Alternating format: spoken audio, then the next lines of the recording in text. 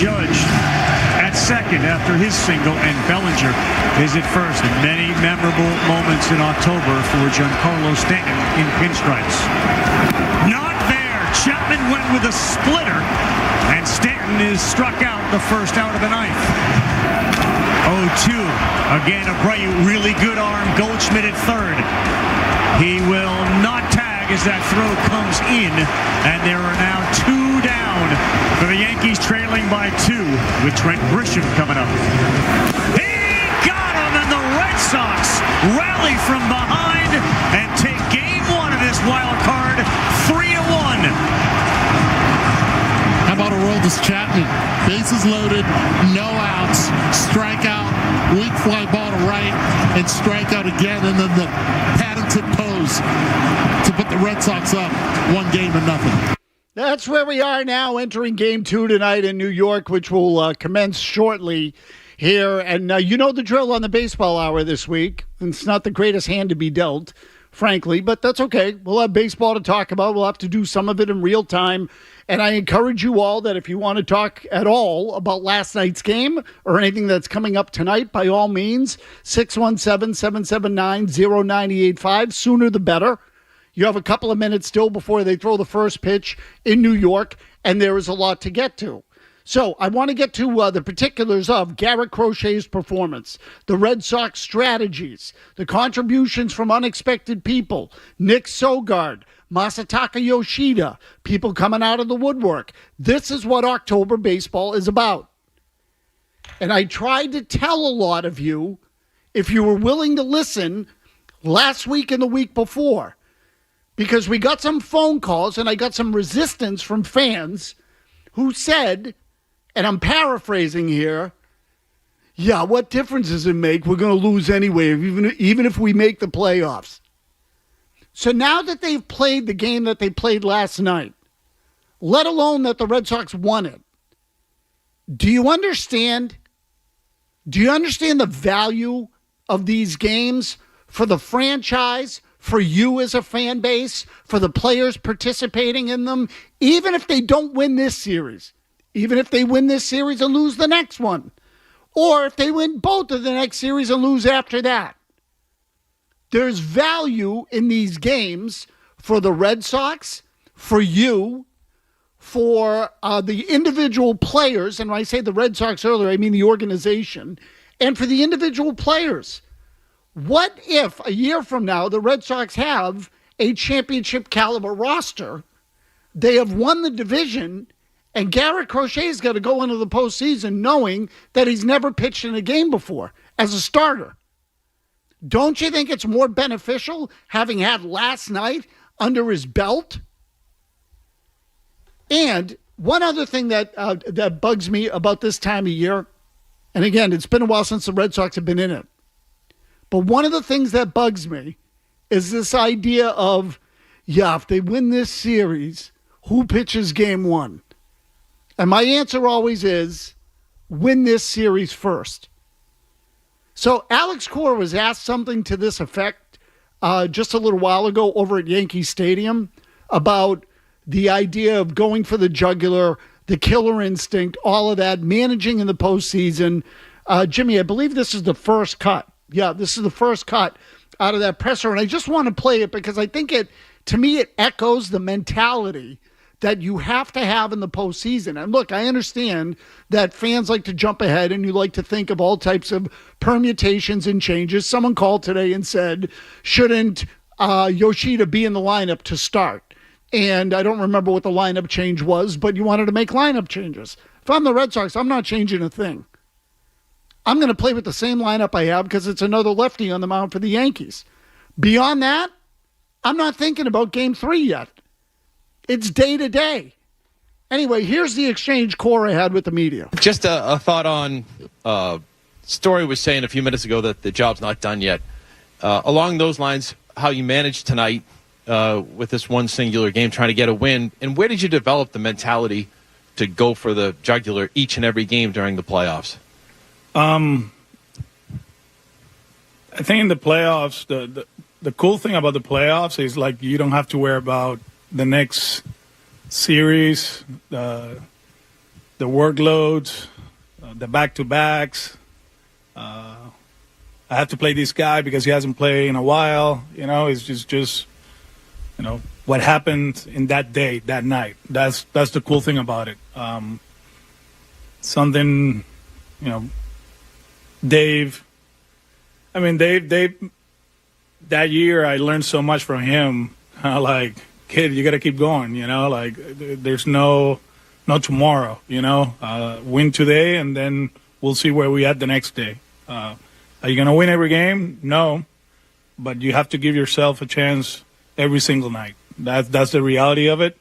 And since the first game I managed in 18, that's been the mentality of the group. And it's the mentality for all the other teams, Everybody feels the same way. Sometimes it works, sometimes it doesn't. But, the old man, my bad I said it, Dave was... he's going to kill me for that one. But he, from the get-go, that's what he wanted, and that's the mentality I have. Okay, so, Jimmy, we can stop there. This is my whole point. We're all locked into thinking, and maybe it's because the Red Sox haven't been in the postseason so long, we're all locked into thinking that, okay, what about, we're going to limit this guy to 100 pitches? How do you manage it? Can this guy pitch 2 days in a row? When you're in the postseason, all that goes out the window. It's gone. You think Alex Cora is going to let Garrett Crochet throw 117 pitches like he did last night, a career high in a regular season game? No way. He's got to think about 32 starts, the marathon, managing the marathon, negotiating the workload, all of that stuff. Once you get into the playoffs, all systems go, we're winning the game. Which brings me to last night. Alex Cora versus Aaron Boone, and I use the managers, if nothing else, as representatives for their organizations. So if you want to tell me that analysts are involved, general managers are involved in game decisions, it's groupthink, both in Boston, in New York, and everywhere else, that everyone is involved and they put together a game plan and they follow it once the game starts. Fine. I'm going to refer to it as Cora versus Boone just to make it simpler. The Red Sox kicked the Yankees' ass last night in that area. Organizationally, the Red Sox thought about the bigger picture and the strategy way more than the Yankees did. Aaron Boone took his starting pitcher out of that game with a little over 100 pitches with nobody on base and one out in the 7th inning. Took him out of the game. Went to a bullpen that has been Jekyll and Hyde, really trick or treat. He got the bad bullpen. He blew the lead in a matter of seconds, and the Yankees lost game 1. Alex Cora gave the ball to 2 pitchers, his best, both of whom can throw 100 miles an hour. He trusted no one else in the opener of a 3-game series, which is like game 5 in a 7-game series. Think of it in those terms. He was aggressive. He went with his best. He won the game. The difference between the Red Sox and the Yankees last night, organizationally, how they approached it, was striking.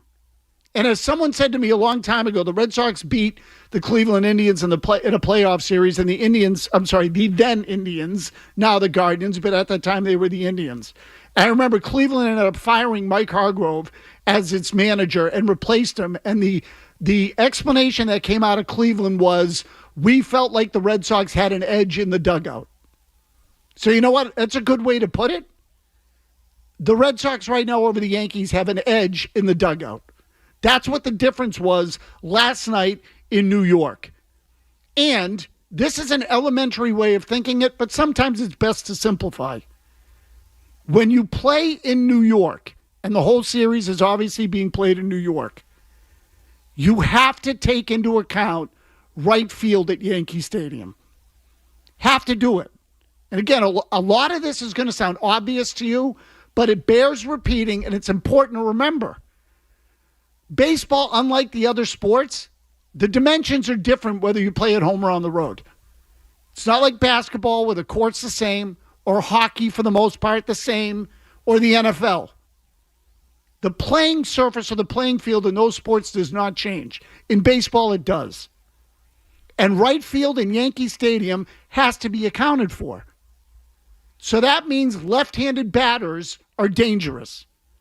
Or right-handed batters who can hit the ball in the air to the other way, whether they have power or not. Anthony Volpe last night homered to right field because Garrett Crochet made a mistake and left him a fastball in the outside part of the plate. So what did the Red Sox do last night? Their two best pitchers are both left-handed. They committed to keeping left-handers on the mound. Garrett Whitlock never saw the light of day, as good as he's been. Alex Cora explained why he took this approach after the game. It's an important thing to remember for the balance of this series because the entire series, as we know, is being played in New York. Jimmy, this one's Cora number 3 from last night. As you know, here he is. They got some good left-handed hitters on the bench. Rice was there, and it's not that I don't trust Witt against him, but I trust Chappie against the righties. You know, that's something we talk about in preparation today before the game. Like, hey, you know, our lefties are really good. Wilson and Chapman and Matz. If there's a chance that we can just keep the righties in the lineup and take our chances, we're going to do it. Okay, so that's it in a nutshell. The Red Sox decided we're going to turn the Yankees around. We're going to make them beat us with right-handed batters, which includes Judge. But if Judge is going to beat you, he's going to have to hit it out into Monument Park. He's going to have to belt it 400 feet to left center field, which, by the way, he can do. So I'm not telling you Judge can't, but this is what the Red Sox have decided. And more importantly, we're not going to let the other hitters in the Yankees lineup, particularly their good lefties, Grisham, Wells, Ben Rice, Jazz Chisholm, we're not going to let those guys beat us, which is why it went from Crochet to Chapman, and that was it. All lefties. Ben Rice never got off the bench. Meanwhile, on the other side, you know what happened? Boone pulled his lefty from the game early, and he's got one left-handed reliever. One. So they had to go to right-handed pitchers in the late innings. New York's righties gave up all the hits and gave up all the runs and gave up, I think it was 4 hits and 3 walks in the final 3 innings of that game. That was the difference. Boone, didn't have necessarily the depth of left-handed relievers to keep your lefties on the bench. Yoshida got the hit that put him ahead. Sogard, batting left-handed, dumped a ball into right center field. So they flipped him around. The Red Sox got the hit from the left side. Cora used all those left-handed batters as pinch hitters. Abreu, Yoshida. Who am I leaving out? Nathaniel Lowe. Used them all. And I'm not criticizing anyone for saying what they said, but yesterday pregame, and it was a legit question. Why is Cora not playing Yoshida? He's been hot. The answer? Because he wanted to wait for a more favorable matchup later in the game. And he got it right. So, does that mean they're going to get it right every night? No. Boone wanted to do the same thing last night in New York. He had lefties on the bench. Cora skipped over Whitlock. He never got to use Ben Rice. Cora was a step ahead. So this is the difference. And I say again, remember, I say Cora and Boone because they represent the organization. You want to tell me that more went into the decision than just the manager, that the GM was involved, that the analytics department was involved, whatever. Absolutely, I will concede all of that. The Red Sox are better at it than the Yankees are. They're underway in New York. They're in the middle of the first. The Red Sox went down 1-2-3 in the first inning. I'll give you updates as we go. I'll give you my thoughts on the game as we go. I see a number of you lined up. We'll take all of your calls on last night's game, on this night's game, on where the Red Sox are headed, and maybe where they're not. All of that tonight on the Baseball Hour. This is the Baseball Hour on the Sport.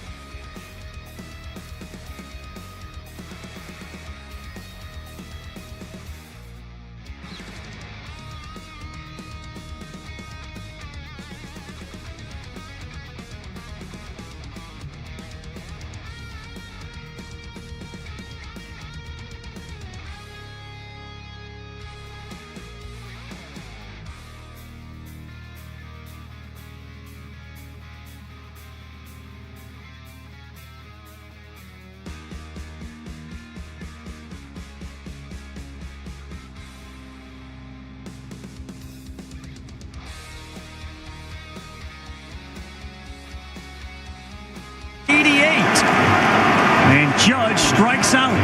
He's gone. Crochet, 17 in a row, 8 strikeouts. That's called strike 3. Austin Wells, a catcher like Narvaez, perhaps trying to buy himself the walk like Narvaez has done twice. Crochet's night over, 11 strikeouts. Last night was the guy that Cora was able to keep on the bench.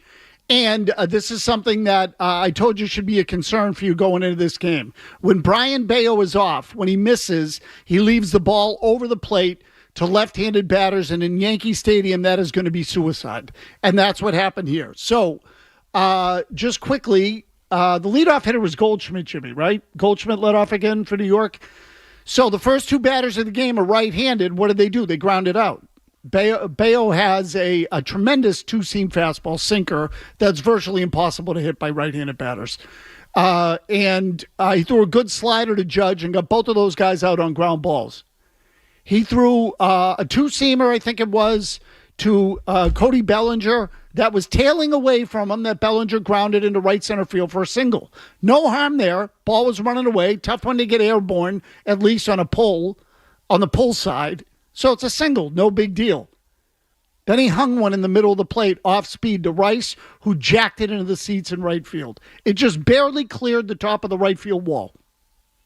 But it's a 2-run home run. The Red Sox are already down 2-0. And again, why? It was a hanging slider, it looked like to me. It was a horrible pitch. It was, and it was supposed to be down and away more, and he totally missed the location. It's also a terrible pitch call because a slider is going to break into Rice, and he's going to have a chance to pull it. So I would argue that what they should be throwing in that situation is nothing more than 2-seam fastballs and changeups. The ball's going to be moving away. So he left it over the plate. It was coming in. Rice could turn on it and pull it and get it airborne. So the Yankees are up 2-0. Right out of the chute. I've said this to people a million times over the years, and I don't expect everybody to hinge on every word. And I know some of the technical mumbo-jumbo is boring. But the left-right matchups in baseball are really what the whole game's built on. If you're a righty and you can get lefties, you're probably going to be okay. If you're a lefty and you can get righties, you're probably going to be okay. It's about the ability to turn the ball on both sides of the plate, away from a lefty and away from a righty. If you can do that, you can mitigate or minimize their ability to hit for damage, and that'll make you a lot more effective. Most guys can't do it. George is in Malden. George, what do you got? Hi. Can you tell me why Sogard is batting ninth and Duran is batting sixth? Plus the fact I told you today that if he walks people and gives up home runs, he won't last 5 innings, Bello. Okay, yeah. So look, Bayo he didn't walk anybody in that inning, but he gave up a home run. Again, I have as big a problem with the pitch that was called as I do with the execution of it. You know, you just, I think it was the first pitch of the at-bat too, was it not, Jimmy Stewart? It was. So I don't understand why you're throwing him a meatball slider on the first pitch. You think you're going to fool him? You're trying to pitch backwards because they're not going to think that way. Maybe. But you could still pitch backwards and have it tail away instead of tail into him. So I think the decision to throw that pitch at all to a guy like Rice is just stupid. I think that's just a colossal error in judgment. And you'd say, what, so you're never going to throw a slider to a lefty? What I would tell you is that in the playoffs, you can't make single mistakes. You can't. So you want to throw that pitch in June, again on a Tuesday night? Have a blast. In a postseason game where you're trying to close out the other team, 2-seamers, changeups. Nothing else. That's what I would do. And then every once in a while, if you want to move him off the plate and you want to go with a 4-seamer up and in, then throw a 4-seamer and get his ass off the plate. You don't have to hit him. You don't have to be near his head. Just get him to move off the plate or at least honor the inside part of the plate. You don't hang a slider in the middle. I'll look at it again. My guess is that Jimmy, did you say he wanted it away? Low and away. Okay, Left it middle down in. So then something happened there because to me that's a horrible pitch selection. I agree. Danny's in Bellingham. Danny, what do you got? Yeah, I guess, one of the things that I felt last night was I never felt the game was getting away from them. I always thought they were in it, except for that one home run. Crochet looked dialed in. They were playing clean. They were running well on the bases. I think tonight, I think they're going to have to get ahead first. I don't know that the pitcher's going to be there for them to be able to fight back from going down the way they did, especially going into the seventh. But, it speaks to the team and I think what they're capable of, that even down one going into the seventh, I never thought they were out of it, and I thought they were only a couple of strong hits together away from turning the game around, which they did. But I don't know if that's going to work tonight. What do you think? Well, so Danny, that's the really how they're going to have to approach it throughout this series. And again, for those, maybe he wasn't listening. I know he was on hold. The Yankees are already up 2-0. So Ben Rice hit a 2-run homer in the first inning against Bayo. Now, here's what I'll tell you, because I think your question really concerns about how the Red Sox are going to play this series, either from ahead or from behind. I would tell you if it stays at 2-0 and you can get into the middle innings, you're okay. If it gets to 3 or 4-0, you're in trouble. So I don't know that the Red Sox are going to be able to generate huge offense in this series in the early parts of these games against the Yankee starters. The Yankee starters are good. Max Fried's good. Carlos Rodon is good. The kid pitching tomorrow, apparently he's from Walpole, which I would not have known if someone didn't tell me, is right-handed. His last name, and I have to say this one carefully, Schlitter, Schlitter. Jimmy, what's his first name? Do you know his first name? Not offhand, but he's been really good for the Yankees this year. Got an ERA under 3. He's going to start the game tomorrow, but it's an elimination game for both teams if they get there, if the game is played. And in that case, you're going to see all hands on deck. Everybody's available in a game like that, and it's going to be do whatever you can do to get as many outs as possible. First sign of trouble, the manager's going to intervene. But the Red Sox, for the most part, in this series, and this is something I've mentioned a couple of times, it played out last night. It's playing out so far tonight. The Yankees are going to have an advantage in the first 6 innings of these games. Last night might have been a wash. As it turned out, Garrett Crochet gave up a home run early on to Anthony Volpe, a fastball that missed location badly that was hit into the right field seats. You have to account for right field at Yankee Stadium every time you play there, especially in the postseason. It's an automatic home run pretty much when it's a ball in the air to the right side. Any fly ball hit with any kind of authority to right field at Yankee Stadium is going to end up in the seats. So you have to account for that. It chops off half the plate when you pitch. If the Red Sox can hang around in the first 6 innings of these games, take it into the 7th, needing only a run or 2, and the Yankees have only one left-hander in their bullpen, they can pull it out, which is exactly what happened last night. I said that, I think I said it last week. I certainly said it earlier in the week on Felger and Maz, and I said it last night on the Baseball Hour. Hang around. The Yankees only have one lefty. They got to throw righties at you when they come out of the bullpen. And last night, Cora was waiting with Yoshida, with Nathaniel Lowe, with Abreu, and he only needs one of them to come through on a spot. Last night, it was Yoshida. Then Bregman added a double in the 9th, but that was a 2-1 game going into the 9th. Made all the difference. I want to continue with that. I want to get to some other things, too. The idea of unexpected heroes or stars in October.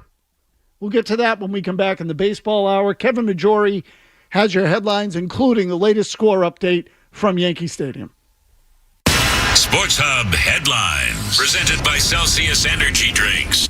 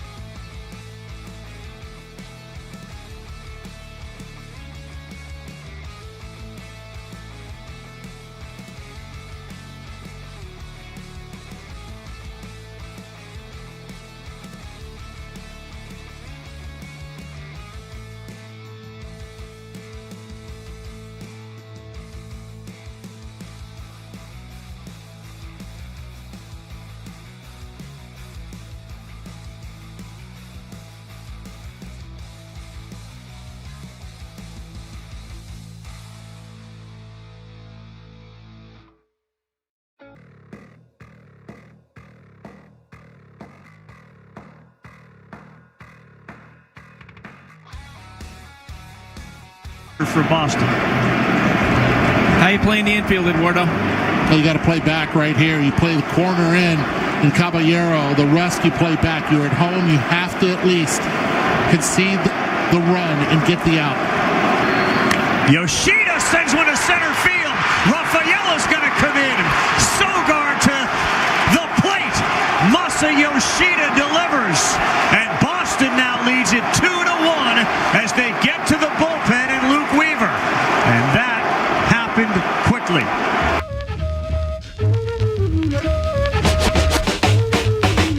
Masataka Yoshida, obviously a big part of that game last night.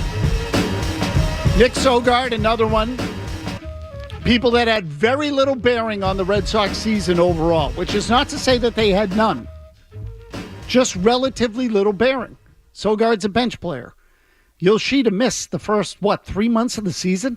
Didn't come back till halfway through. Might have even been after that. And all of a sudden, in New York, in game one of the playoffs, they're the ones who come through and you win. And this is another thing. And it's a common mistake that many of us make. I'm not leaving myself out. You sit there and you say, how are the Red Sox going to score runs? And over the course of a season, it's a legit criticism. And even in the playoffs, you say if they go up against good pitching, how are they going to manufacture offense? Because they don't have a lot of great hitters. True. But what happens if a guy like Yoshida just gets hot for a couple of weeks? It just changes everything. And he was hot in the final week of the year against Toronto. He's been swinging a good bat lately. So much so that all of a sudden everybody wanted him in the lineup yesterday.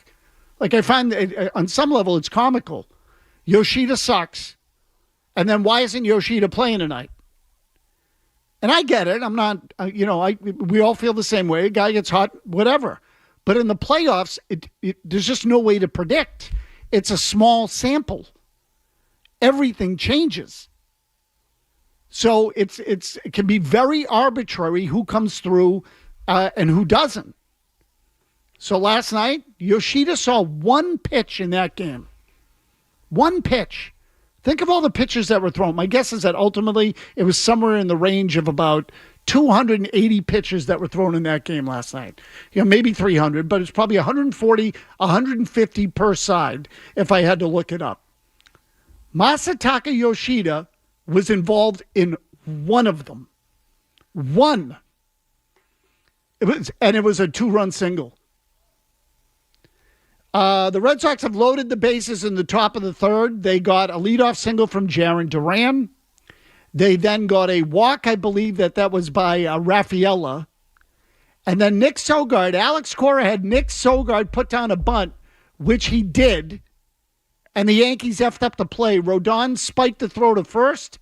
It pulled Chisholm off the bag. And Chisholm never touched the base. Sogard beat it out. The Red Sox now have the bases loaded with nobody out in the top of the second, trailing 2-0. Bill's in the car. Bill, go ahead. Maz, thanks for the call. I got a question for you. Cora is deservedly receiving praise today. I want to zero in on one of the decisions that he made, which was to leave Crochet in the eighth and surpass his all-time pitch count. There was a manager 22 years ago in Boston who decided to leave, one of the best pitchers in the history of the game in, and he got fired for it. Aaron Boone was on the other side. He took out Max Fried after 105 pitches. Correct. And is getting killed for it. So other than the outcome, what are the differences between the decisions that Cora made on Crochet and Grady Little made on Pedro 22 years ago? So, Bill, look, it's an excellent question, and honestly, it crossed my mind today too. And so here's ultimately what I would tell you. Pedro Martinez, and this is why you really have to treat a lot of these things on a case-by-case basis. Pedro Martinez, at that point of his career, was past his prime. Okay, he was just past it.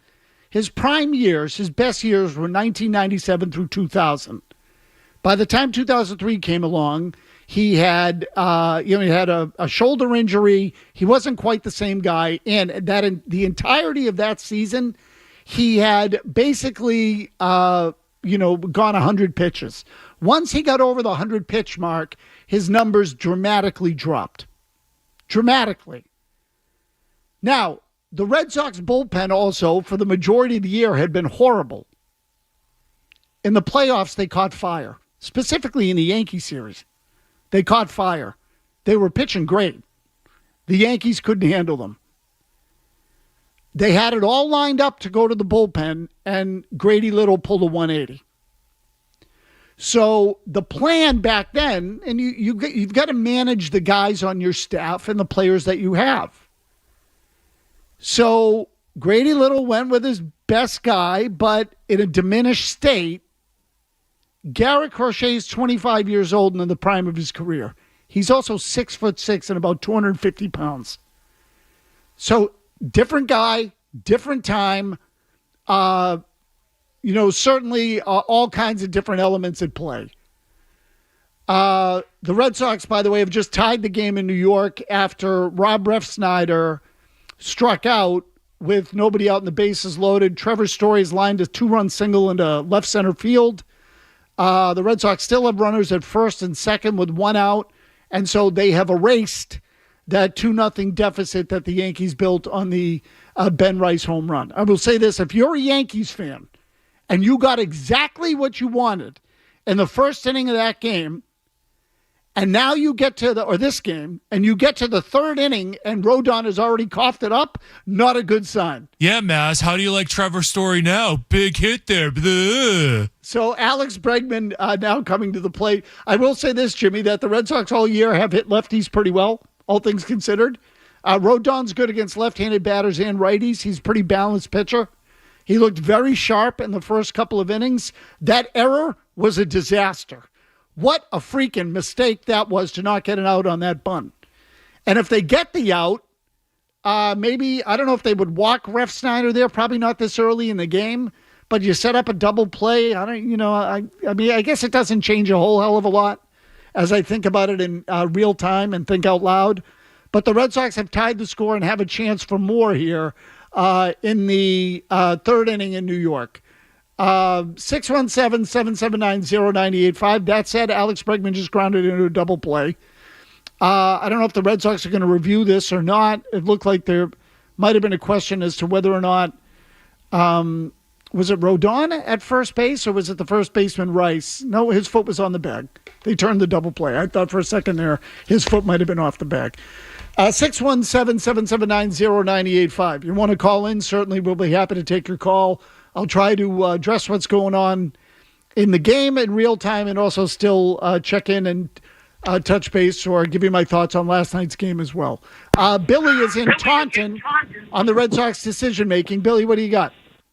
Yeah, I'm just looking at this, and even if we have enough tonight, like at some point, if our depth comes up short, if you think it's going to come up short, will the Red Sox, like next year, change their approach if we come up short because we needed an extra piece? What do you think? Billy, I would hope so. I mean, every indication that I get out of Fenway Park is that the Red Sox still think their roster is a work in progress. In other words, they don't feel like they're all the way there yet. And I would tell you that based on what happened this year, they shouldn't feel that. I'm glad to hear that they don't. I'm not surprised. But they have had some mishaps. They traded Devers. That was their own doing. But Tristan Casas got hurt, although he was playing very poorly early in the year. They expected Christian Campbell to give them more than they did. Otherwise, they wouldn't have brought him up. He completely, what's the right word?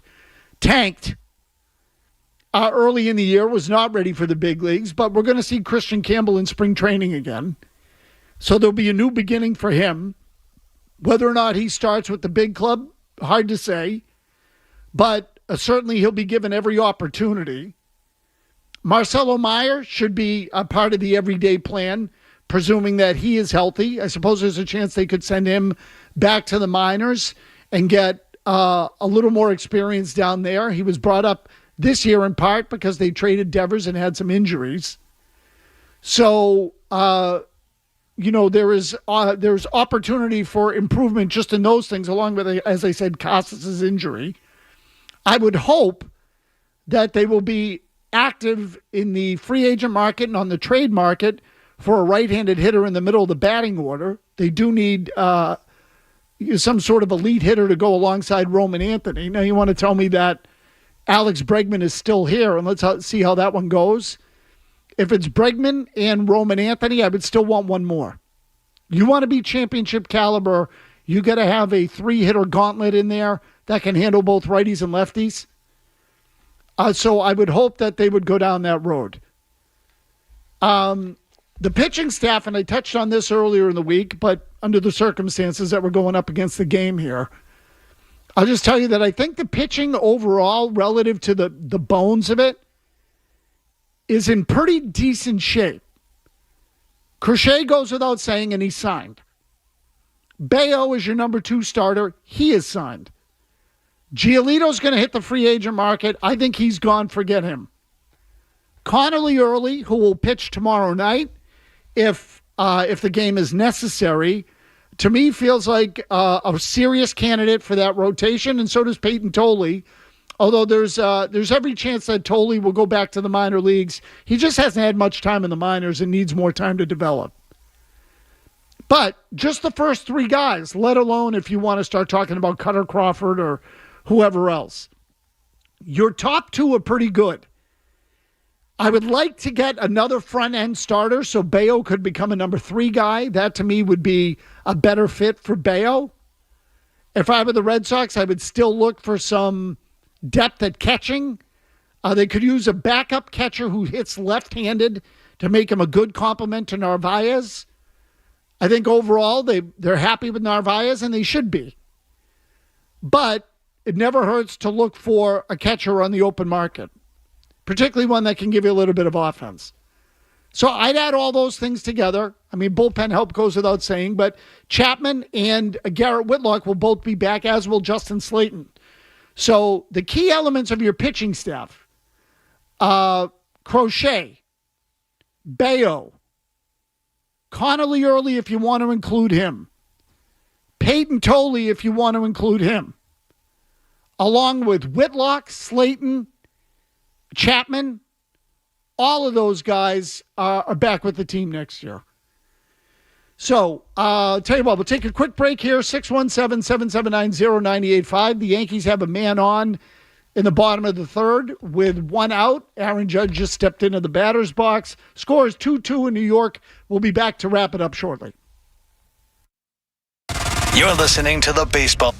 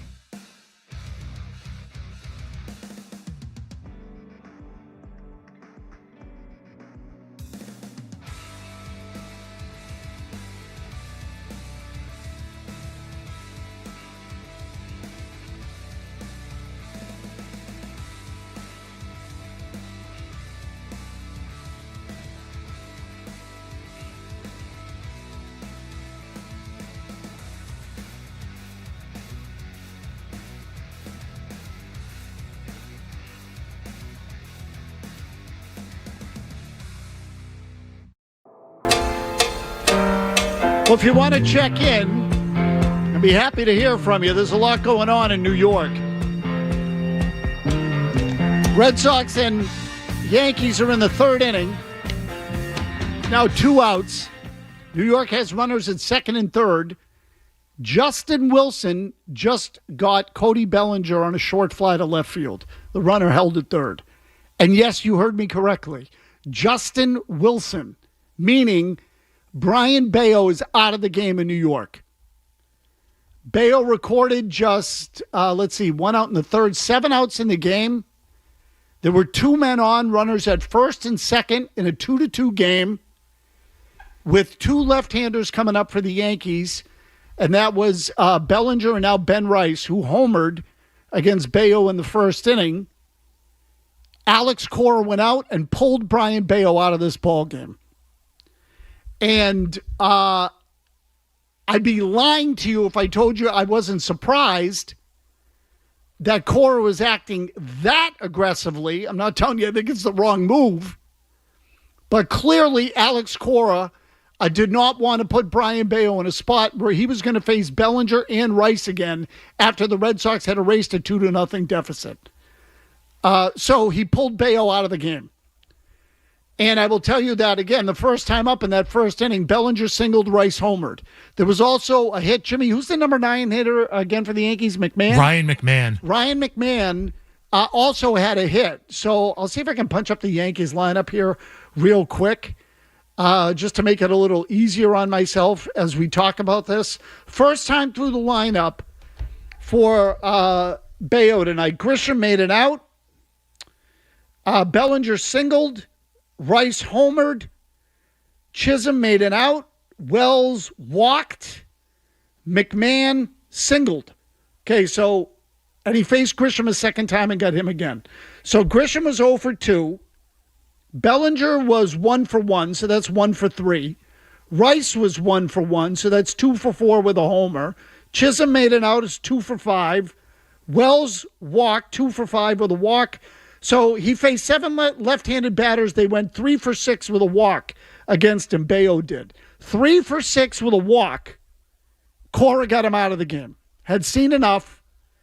Brought in Justin Wilson to face Cody Bellinger and Ben Rice with the Yankees when the Yankees had runners at first and second with 1 out. Justin Wilson has retired both left-handed batters. One was on a short fly. Rice hit the ball on the nose again. Was a line drive to right field that Nate Eaton. Chad Eaton used to be a defensive lineman for the Patriots, didn't he? Yeah, I always think of Adam Eaton, the former outfielder for the White Sox. Seriously, not even close to me, right? Not even close. I keep calling him Chad Eaton. It's Nate Eaton.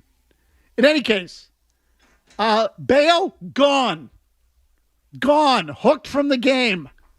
Cora wasting no time getting his starting pitcher out of the game. The Red Sox now have a bullpen game against the Yankees.